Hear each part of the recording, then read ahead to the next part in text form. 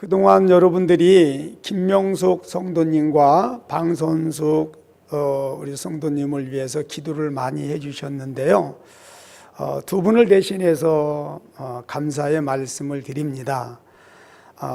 김명숙 성도님은 지난 월요일 날 퇴원을 하셨습니다.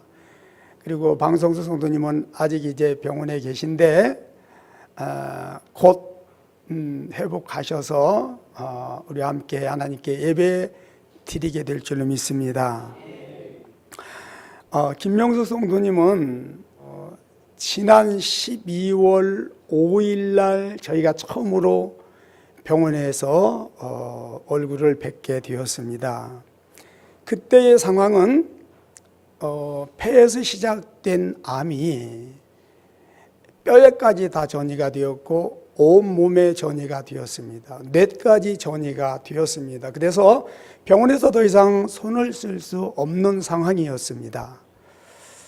그래서 병원에서는 호스피스 병동으로 옮기라고 권유를 했고, 그래서 사돈을 불러서 아들 잘 부탁한다고 마지막 인사를 드렸고, 며느리를 불러서 반지를 뺏어주고 이제 모든 것을 정리를 한 그런 상황이었습니다. 그런데 저분이 교회를 안 나가면서도 어떤 목사님이 와서 나를 위해서 좀 기도를 한번 해줬으면 좋겠다, 그런 마음의 소원을 가지고 있었대요. 그런데 나가는 교회도 없고 아는 사람도 없어서 이제 그런 마음의 소원을 가지고 있었는데, 마침 김경탁 목사님 부부가 가서 이제 기도를 해주고 오셨는데, 그날 밤에 김현수 사모님께서 저희한테 그 김명숙 성도님의 형편을 이야기를 하더라고요. 그래서 그러냐 그러면 내일 당장 가보자. 그래서 병원에 간 날이 12월 5일이었습니다.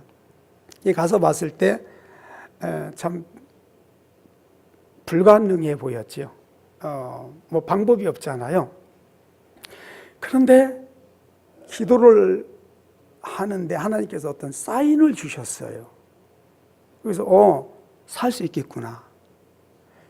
그래서 이제 기도해드리고 간단하게 복음을 전하고 와서 계속 기도를 하는데 더 이상 하나님께서 어떤 언급이 없으셨어요.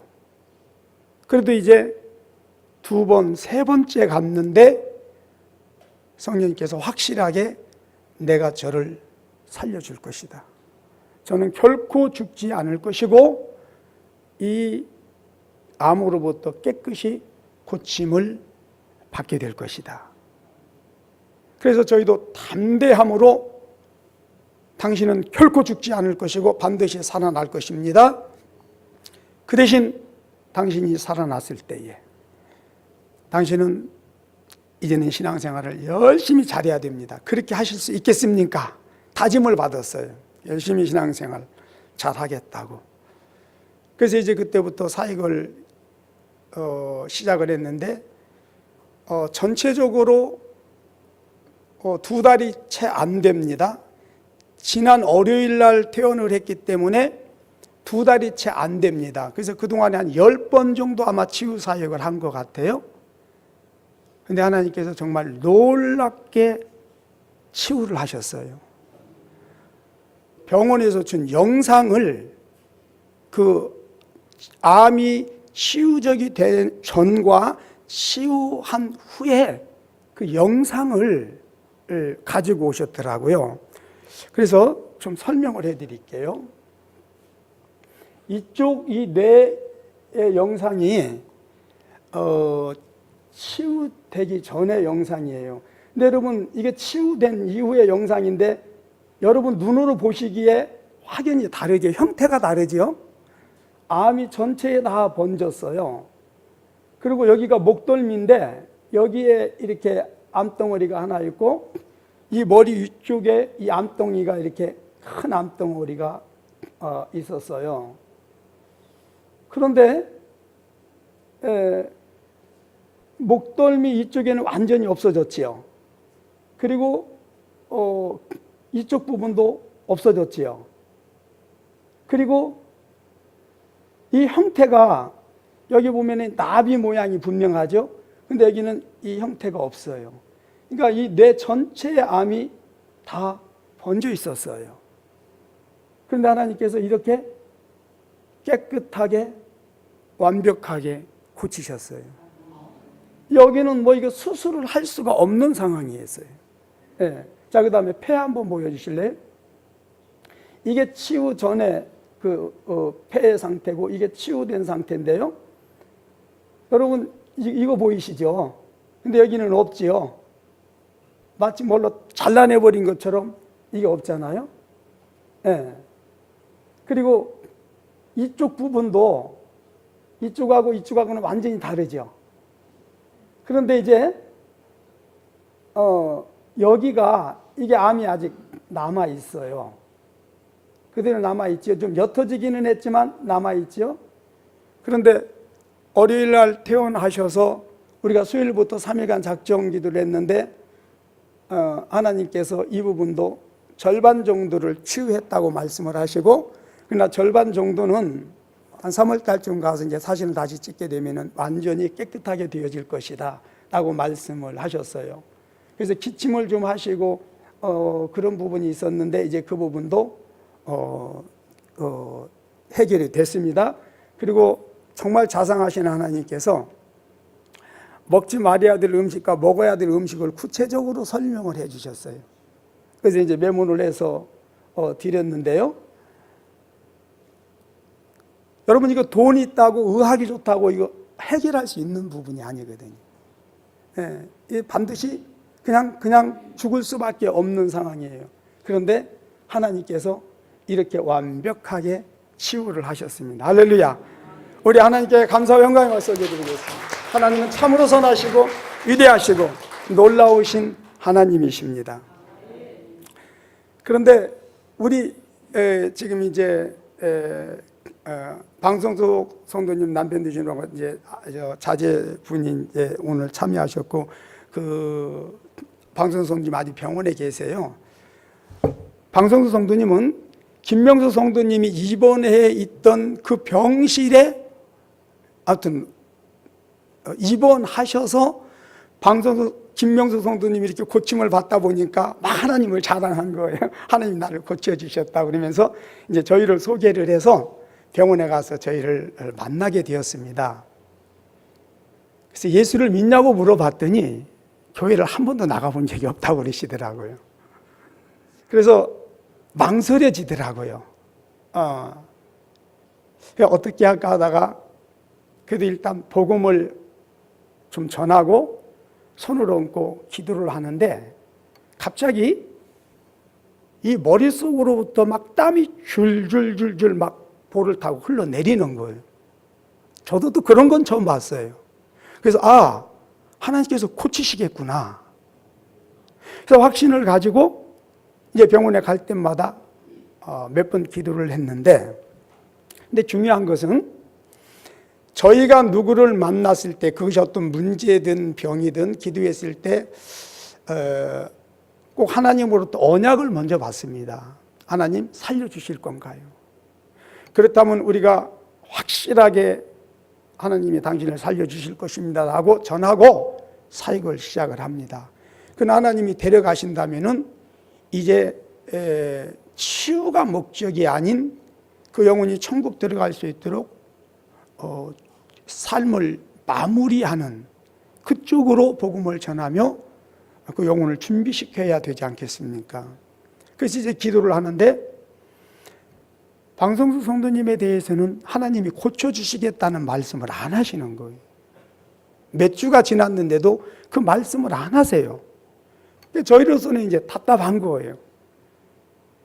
그래도 이제 계속 다니면서 기도를 하고 그랬는데 설상가상으로 방성수 성도님은 담도암이 간으로 번지고 임파로 번졌어요.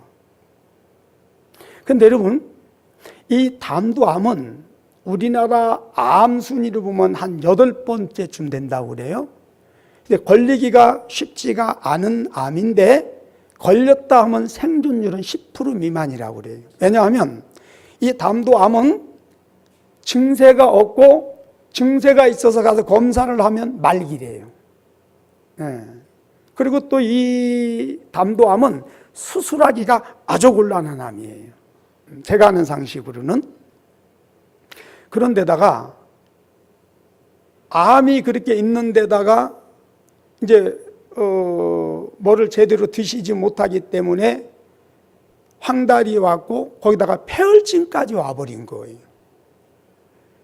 여러분, 건강한 사람들도 폐혈증으로 오면은 살기가 쉽지가 않습니다. 굉장히 위험합니다. 그런데 담도암, 간암, 임파선암까지 있는 데다가 먹지 못해서 황달까지 온 데다가 폐혈증까지 와버리니까 저는 그동안 치유사역을 하면서 그걸 봤잖아요. 그거 얼마나 위험하다는 걸 봤잖아요. 그러니까 마음에 어떤 그런 좀 절망스러운 그런 것이 확 오더라고요. 그래서 이제 세브란스 병원에 입원을 하셨다고 해서 가서 그 상황을 봤는데 또 복수까지 차오른 거예요. 그래서 너무 힘이 들고 그래서 이제 우리 집사람하고 돌아와서 2시 가까이 기도를 하면서 간절히 하나님께 기도를 드렸어요. 근데 여러분 한번 들어보세요. 우리가 기도가 얼마나 중요한지 기도를 잘해야 돼요. 물론 그날만 한 것이 아니고 제가 계속 기도했던 게 뭐냐면, 하나님, 방성숙 씨가 이제 예수님을 영접을 하고 하나님의 자녀가 되었는데 저가 만약에 지금 죽는다면은 솔직히 천국에 갈지 안 갈지도 모릅니다. 설령 천국에 간다 할지라도 저는 천국에 가겠지만 저 가족들은 절대 예수를 믿지 않을 것입니다. 하나님, 저 한 영혼 데려가는 게 하나님의 목적이 아니고 많은 영혼들을 구원하는 것이 하나님의 목적임을 아는데, 하나님, 저 영혼을 생명을 좀 연장시켜 주세요. 그러면 제가 신앙생활 하면서 그 영혼도 준비할 것이고, 그리고 저가 살아나면 남편이나 자녀들이나 주위의 친척들이나 이웃들이 설령 그들이 예수를 안 믿는다 할지라도 하나님에 대해서 부인하거나 비난하지는 않지 않겠습니까? 그리고 저가 고침을 받아서 신앙생활을 열심히 하다 보면은 그 주위의 모든 사람들이 예수를 믿고 구원을 받게 되지 않겠습니까? 하나님, 어떤 것이 하나님의 나라의 유익이 되겠습니까? 여러분 이해가 되시나요? 그러니까 사실 하나님을 막 설득시키는 기도를 계속 한 거예요. 그러나 하나 분명한 것은 내 생각보다는 하나님의 생각이 위대하시고 완전하십니다. 그래서 하나님이시여, 당신의 뜻대로 하십시오. 그러나 내 마음은 그렇습니다. 할 수만 있으시거든 하나님 생명을 연장시켜 주시고 이 암병을 고쳐 주옵소서. 그리고 이제 간절히 기도를 했는데 그날 밤에 하나님께서 내가 저를 고치겠다, 이제 내가 저의 생명을 연장시켜 주리라 말씀을 하신 거예요. 그래서 너무 기뻐서 그 다음날 바로 병원에 가서 이제는 죽지 않을 것입니다. 당신은 반드시 살 것입니다. 하나님은 당신을 고칠 것입니다. 담대하십시오. 이제 그렇게 선포를 했는데요. 제가 여기서 뭘 하나 또 깨닫냐면은, 그렇게 폐혈증까지 겹쳐서 정말 그 절망스러운 상황까지 가지 않고 그 전에 말씀을 하시고 그래서 계속 치유하셨다면은 김명수 성도님처럼 지금 어쩌면 같이 태어날 수도 있지 않겠습니까? 그런데 그 절망적인 상황까지 만드셔서 병원에 입원해서 정말 이제는 저도 안 되나 보다. 그런 생각을 할 정도로 그런 유중한 상황을 만들어 놓으시고 왜 그때서 내가 다시 고쳐주겠다라고 말씀을 하시냔 말이에요. 어떻게 생각하세요? 제가 그 사실을 어제 병원에 가서 기도하면서 깨달았어요. 여러분, 나사로가 병이 들어 죽게 됩니다. 그래서 예수님께 사람을 급히 보냅니다. 당신이 사랑하시는 나사로가 죽어갑니다. 빨리 오셔서 고쳐주세요. 그랬더니 예수님이 바로 안 가시고 거기서 더 지체하시고 머무르시다가 나사로가 죽어서 장사 지낸 나흘 만에, 4일 만에 도착을 하셨어요. 4일 만에 도착을 해서 보니 이미 시체는 무덤 속에서 그 더운 나라에 다 썩어버렸습니다. 그러니까 사람들이 아니 나사로를 그렇게 사랑하신다며, 그렇게 죽은 자를 많이 살렸다며, 그런데 왜 바로 와서 죽기 전에 고치지 않고 이제 와서 무슨 나사로 무덤에 가서 시체 보면 뭐 하는데. 그래서 그 가족들까지도 예수님 오셨으니 됐습니다. 냄새나는 시체 그 무덤 열고 들여다보면 뭐 합니까? 됐습니다. 여기까지만 합시다 그랬단 말이에요. 이때 예수님께서 말씀하십니다. 나는 부활이요 생명이니 너희가 나를 믿으면 나사로는 살아날 것이다. 너희가 하나님의 영광을 볼 것이다 라고 말씀하셨고, 그 말에 순종해서 돌무덤을 열어 제꼈을 때 예수님 명령합니다. 나사로야 살아나올지어다. 그때 나사로는 살아서 나왔다는 거예요. 무슨 말이냐면, 만약에 나사로가 죽기 전에 와서 고쳤다라고 한다면 사람들은요 그럴 수도 있다고 생각을 했을 겁니다. 또 쇼를 한다고 생각도 했을 것입니다.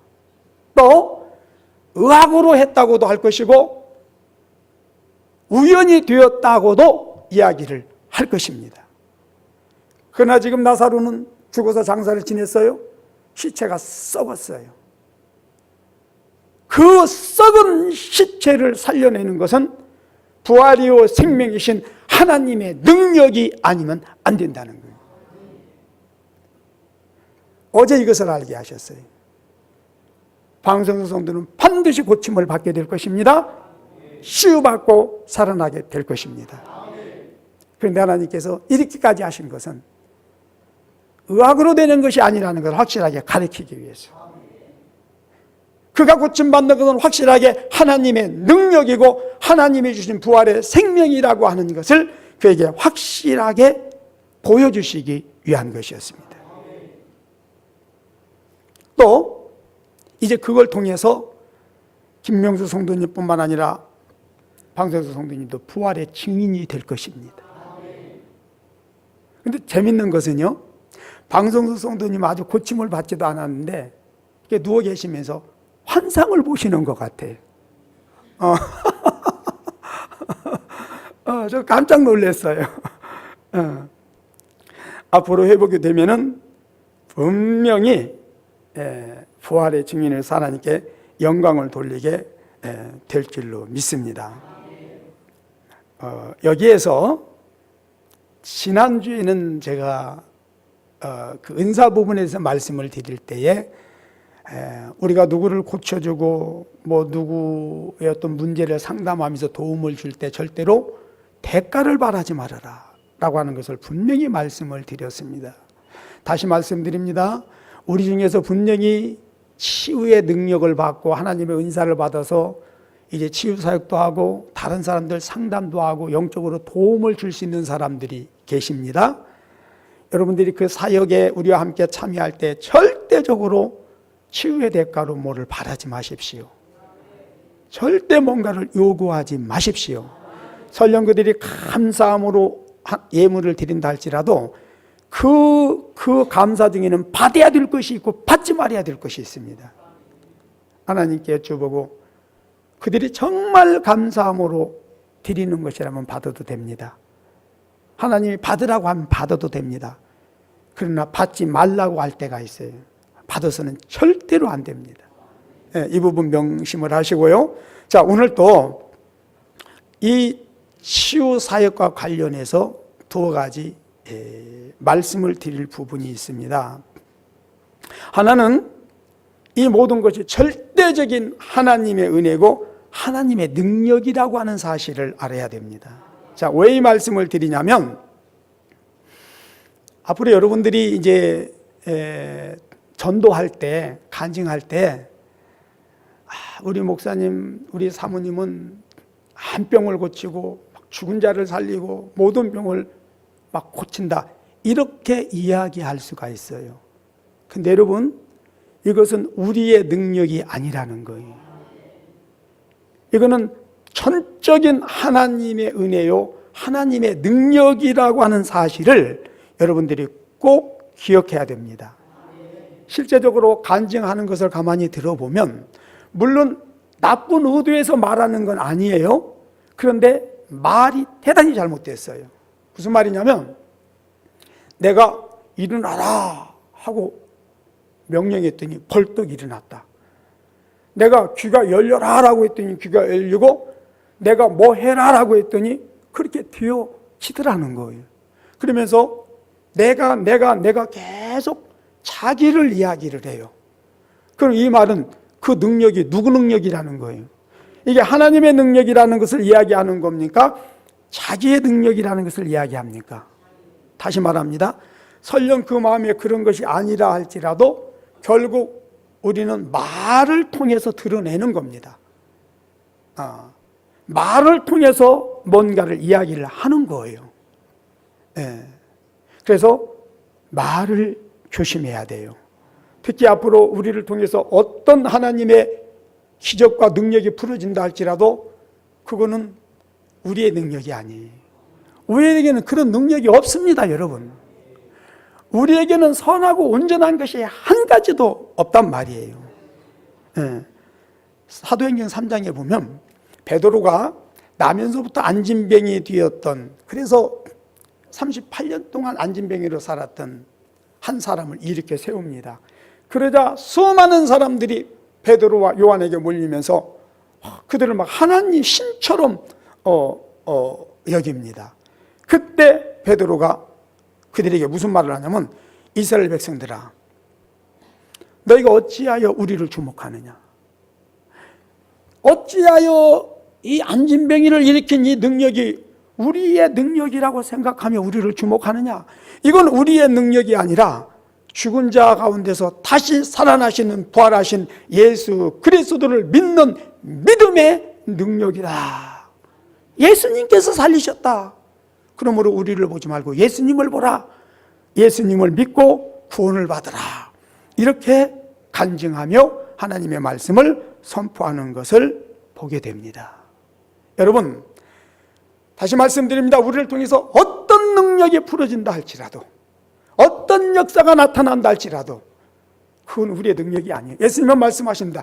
야, 너희가 능력이 있느냐? 그러면 너희 머리카락 하나를 시기하거나 검게 해봐라. 염색 말고 너희의 능력을 한번 해봐라. 여러분, 우리는 그런 능력이 없다니까요. 저는 하나님의 사실 심부름꾼이죠.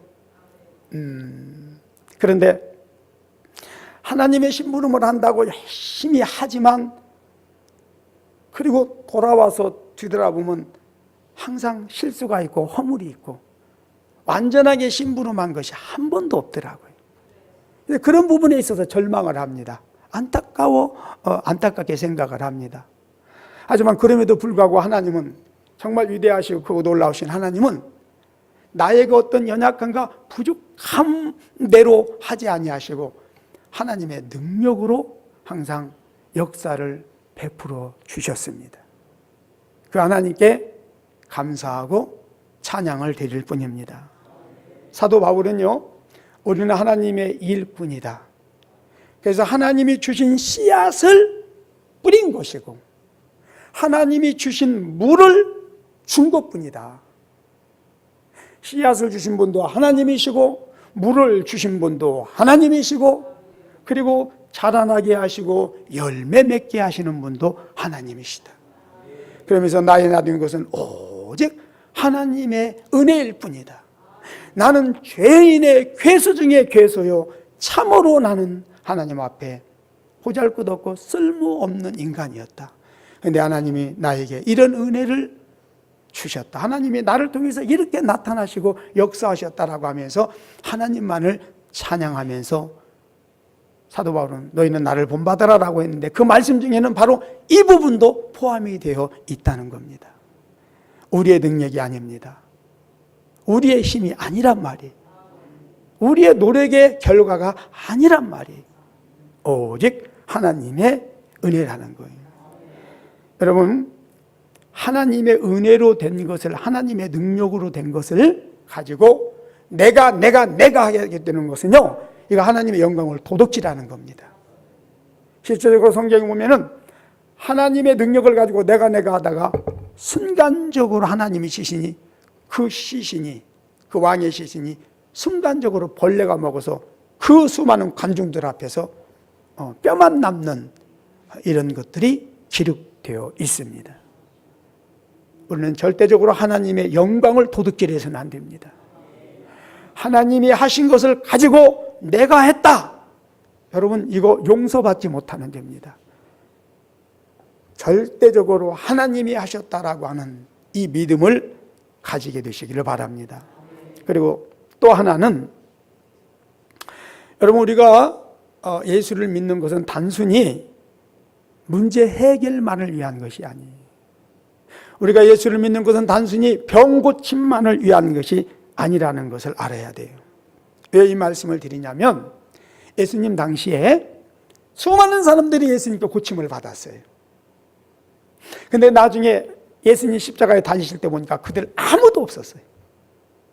오히려 그들이 예수님을 십자가에 못 박아 죽이소서 하고 소리 질렀던 그 무리들 가운데 끼어 있었다는 거예요.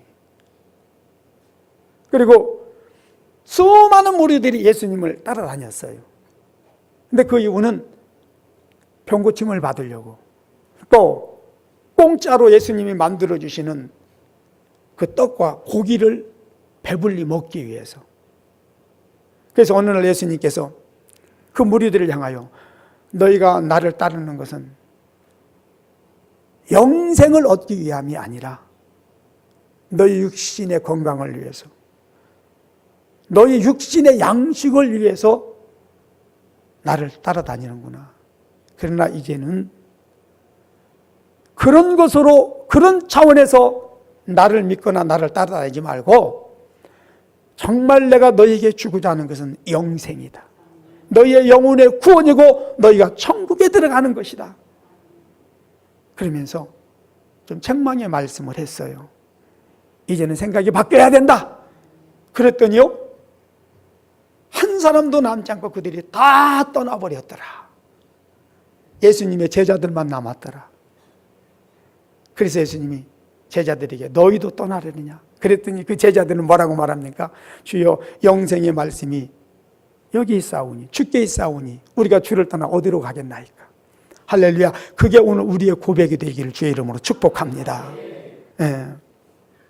여러분, 우리가 아무리 예수 믿고 병 고침을 받고, 우리가 아무리 예수 믿고 문제 해결을 받고 육신의 복을 받았다 할지라도 우리 영혼이 천국 가지 못한다면은 그게 무슨 의미가 있겠습니까? 아무런 의미가 없는 겁니다, 여러분. 이걸 좀 우리가 명심하셨으면 좋겠습니다. 오늘 이 말을 듣지 않고 이 말을 한 귀로 듣고 한 귀로 흘러버려서 영혼 구원에 관심을 두지 않고 영생의 신앙에 초점을 맞추지 않고 세상 것을 따라서 제멋대로 신앙생활 하다가는 반드시 지옥 불구덩이 속에 떨어져서 그때 내가 박현 목사의 그 말을 명심해서 들을 걸 이를 갈며 후회할 일이 있다. 이게 성경의 말씀입니다. 예. 여러분, 영혼 구원의 영생의 신앙의 초점을 맞추시기를 주의 이름으로 축복합니다. 그러나 여기 또 하나 우리가 생각해야 될 것은, 어떤 분들은 예수 믿고 구원을 받았다라고 하면서 영생이 중요하다라고 하면서 열심히 교회를 다니는데 여전히 육신의 질병의 문제가 해결이 되지 않았어요. 그 육신의 연약함의 문제가 해결이 되지 않았어요. 환경의 어떤 그런 형편이 회복이 되지 않았어요. 가난과 질병과 저주의 문제가 해결되지 않았어요. 여전히 수고하고 무거운 인생의 짐을 짊어지고 고통 속에서 살아가는 사람들이 있습니다. 그러나 여러분, 이것도 대단히 잘못된 겁니다. 여러분, 우리가 예수 그리스도를 믿을 때요, 하나님은 단순히 우리의 영혼만 구원하시는 게 아니에요. 우리 영혼, 몸, 환경, 전인적인 구원을 하나님은 베풀어 주십니다. 특별히 우리는 예수님의 부활의 증인으로 부름을 받았습니다. 따라서 우리가 영혼이 잘 될 뿐만 아니라 범사도 잘 되고 육체도 강건해져야만이 하나님의 복음을 마음껏 증거할 수 있습니다.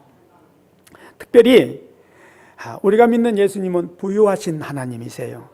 그래서 부유하신 예수님은요, 당신을 믿는 자녀들에게, 백성들에게 부유함의 복을 주시기를 원하십니다. 형통한 삶을 살게 하시기를 원하십니다. 그래서 하나님의 언약이 뭐예요? 너희가 내 말에 순종하고 나를 제대로 믿으면 내가 너희를 축복하여 머리 되고 꼬리 되지 않고 위에 있고 아래 내려가지 않게 하리라. 꼬질지라도 꼬지 아니하게 하리라. 내가 너희를 영화롭게 하리라. 내가 너희를 존귀하게 해줄 것이다 라고 하는 걸 끊임없이 언약으로 주시고 계십니다. 그리고 실제적으로 성경 속에서나 역사 속에서 그렇게 신앙생활을 한 자들에게 하나님은 말씀하신 그대로의 은혜와 축복을 주셨습니다. 저와 여러분들도 그런 은혜와 축복을 받게 되시기를 바랍니다. 신앙생활을 그렇게 할 수 있게 되시기를 주의 이름으로 축복합니다. 이제 우리가 예수를 믿고 구원을 받았는데 그러나 아직까지도 환경이 회복되지 않았다. 아직까지도 수고하고 무거운 짐을 지고 고통 속에 살아가고 있다. 그렇다면 이거는 하나님의 뜻이 아닙니다. 이건 우리가 신앙생활을 제대로 하는 것이 아닙니다. 이건 뭔가 분명히 잘못된 것입니다. 그래서요, 신앙생활을 우리가 예수 믿고 올바로 잘하면은요, 시간이 지날수록 우리의 삶이 복된 삶이 되어지고 우리의 삶이 존귀한 삶이 되어집니다. 이러한 은혜와 축복이 있게 되시기를 예수님의 이름으로 축복합니다. 우리 한번 따라 하시기 바랍니다. 우리가 부활의 증인으로서 하나님의 영광을 선포하는 자가 되자. 우리가 부활의 증인으로서 하나님의 영광을 선포하는 자가 되자. 할렐루야. 이 은혜가 있게 되시길 주의 이름으로 축복합니다. 기도합니다.